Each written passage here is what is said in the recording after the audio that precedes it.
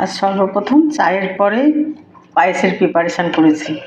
2 packet দুধ প্রথমে গরম করে নিয়ে তার সাথে হাফ কৌটো গোবিন্দভোগ চাল ধুয়ে দিয়ে দিলাম, আর চালটা গলে গেলে ওর মধ্যে আমি গুড়টা দিয়ে রেখে দিলাম। এইভাবে এখন আমি এটাকে আবার তৈরি করব। এই যে 2 জায়গায় দুধের প্রিপারেশান, একটা পায়েসের মধ্যে দিয়ে দেব, একটা আমাদের বাড়ির জন্য থাকবে। কেক তৈরি করার জন্য কেকের ব্যাটার তৈরি করে রেখেছি।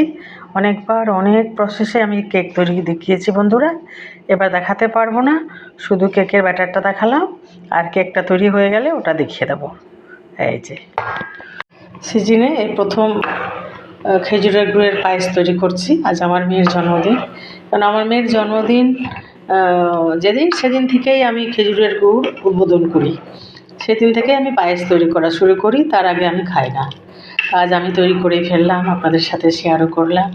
আপনারা সবাই তার সাথে সাথে কেকও তৈরি করব, ওটাও শেয়ার করব আপনাদের সাথে। এই পর্যায়ে এই অবধি দেখালাম।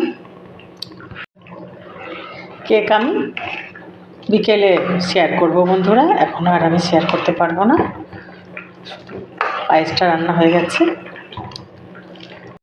কিশমিশটা আমি ভিজিয়ে রেখেছিলাম, কিশমিশটা আমি এর মধ্যে দিয়ে দিলাম।